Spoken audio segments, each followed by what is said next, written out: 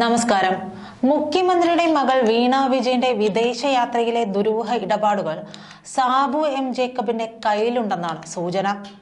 മുഖ്യമന്ത്രിയുടെ വിദേശയാത്രയിൽ പലതിലും ഒരു കാലത്ത് വിശ്വസ്തനായ സാബു ജേക്കബ് അനുഗമിച്ചിരുന്നു.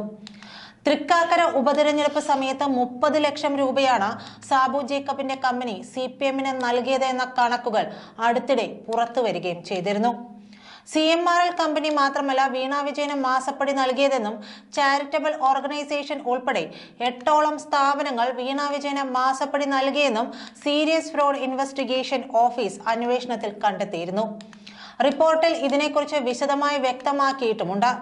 ഈ കമ്പനികളെക്കുറിച്ചും സാബു ജേക്കബിനറിയാം എന്ന സൂചനകളാണ് പുറത്തുവരുന്നത്.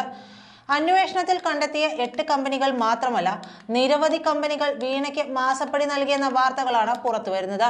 ബിസിനസ്സുകാരനായ സാബു ജേക്കബ് ഇതിന്റെയെല്ലാം വിശദാംശങ്ങൾ ശേഖരിച്ചിട്ടുണ്ട്. ചെയ്യാത്ത സേവനങ്ങൾക്ക് കർത്തയുടെ കമ്പനിയിൽ നിന്ന് പണം പറ്റിയ കേസിൽ വീണ വിജയൻ വെള്ളം കുടിക്കുകയാണ്. അതിനിടയിൽ മറ്റ് ഇടപാടുകൾ കൂടി പുറത്തു വന്നാലുള്ള അവസ്ഥയുടെ ഭീകരത ഏറ്റവും നന്നായിട്ട് അറിയാവുന്നത് വീണ വിജയനും മുഖ്യമന്ത്രിക്കും തന്നെയാണ്. എന്റെ അറസ്റ്റിന് മുമ്പ് മുഖ്യമന്ത്രിയുടെ മകളുടെ അറസ്റ്റ്, കയ്യിലുള്ളത് ആറ്റം ബോംബാണെന്നും സാബു ജേക്കബ് പ്രസംഗിച്ചിരുന്നു. ഒരാഴ്ചയായി സ്റ്റേഷനുകൾ കയറിയിറങ്ങുന്നുവെന്നും തന്റെ കയ്യിലുള്ളത് ആറ്റം ബോംബാണെന്നും സാബു ജേക്കബ് വ്യക്തമാക്കിയിരുന്നു. എന്നെ അറസ്റ്റ് ചെയ്യേണ്ട സാഹചര്യം ഉണ്ടായാൽ അതിന് ഒരാഴ്ച മുമ്പ് മുഖ്യമന്ത്രിയുടെ മകളെ അറസ്റ്റ് ചെയ്യിക്കും. ഒരാഴ്ചയായി സ്റ്റേഷനുകൾ കയറിയിറങ്ങുന്നുവെന്നും തന്റെ കയ്യിലുള്ളത് ആറ്റം ബോംബാണെന്നുമാണ് പറഞ്ഞത്. PV ശ്രീനിജൻ MLA ജാതീയമായി അധിക്ഷേപിച്ച കേസിൽ 2020 ചീഫ് കോർഡിനേറ്റർ സാബു എം ജേക്കബിനെ കഴിഞ്ഞ ദിവസം ചോദ്യം ചെയ്തിരുന്നു. പുത്തൻകുരിശ് DYSP ഓഫീസിലായിരുന്നു ചോദ്യം ചെയ്യൽ. വിഷയത്തിൽ പട്ടികജാതി പട്ടികവർഗ പീഡന നിരോധന നിയമപ്രകാരം കേസെടുക്കണമെന്നാവശ്യപ്പെട്ടാണ് MLA പുത്തൻകുരിശ് DYSPക്ക് പരാതി നൽകിയത്. സാബു എം ജേക്കബിനെതിരെ നേരത്തെയും ശ്രീനിജൻ MLA ജാതീയ അധിക്ഷേപ പരാതി നൽകിയിരുന്നു. സാബു എം ജേക്കബിന്റെ ഭീഷണിയിൽ പിണറായി കുടുംബം ഞെട്ടിയിരിക്കുകയാണ്. വിദേശയാത്രയിൽ പലതിലും തന്നെ അനുഗമിച്ചിരുന്ന സാബു ജേക്കബിനെ പ്രകോപിപ്പിക്കേണ്ട എന്ന നിലപാടിലേക്ക് പിണറായി എത്തിയിരിക്കുകയാണ്. ഇതോടെ ശ്രീനിജൻ MLAയുടെ പരാതിയിൽ തണുപ്പൻ നടപടികളാവും പോലീസ് സ്വീകരിക്കുക. സാബു ജേക്കബ് അവഹേളിച്ചു എന്ന പരാതി സ്പീക്കർ N ഷംസീറിനും PV ശ്രീനിജൻ നൽകിയിട്ടുണ്ട്.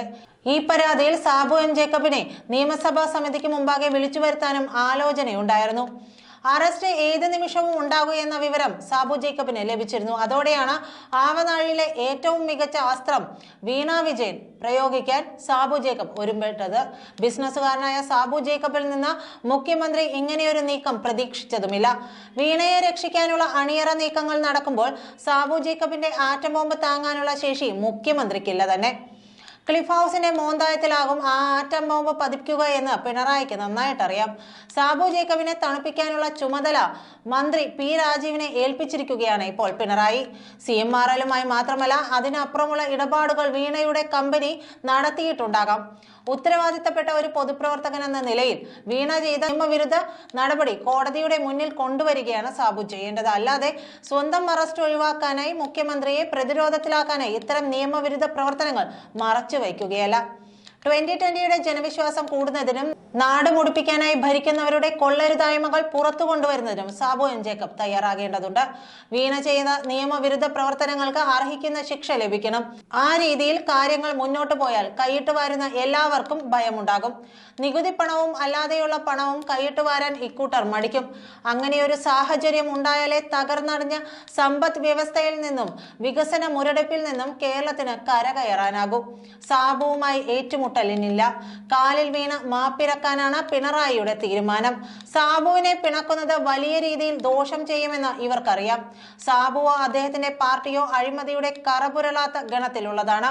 അവർ ഭരിക്കുന്ന കിഴക്കമ്പലം പഞ്ചായത്തിൽ സർവ്വചെലവും വികസന പ്രവർത്തനങ്ങളും കഴിഞ്ഞ് 27 കോടി രൂപ കഴിഞ്ഞ തവണ മിച്ചം പിടിച്ചിരുന്നു. CPM ആണല്ലോ സംസ്ഥാനത്തെ ഭൂരിപക്ഷം പഞ്ചായത്തുകളും ഭരിക്കുന്നത്. എന്താണ് അവിടങ്ങളിലെ സ്ഥിതിയെന്ന് അന്വേഷിച്ചാൽ അറിയാം. മര്യാദയ്ക്ക് ജനസേവനം നടത്തുന്നവരെ തൊലയ്ക്കാനും ജനദ്രോഹം നടത്തുന്നവരെ വളർത്താനുമാണ് പരമ്പരാഗത പ്രസ്ഥാനങ്ങൾ ശ്രമിച്ചുകൊണ്ടിരിക്കുന്നത്.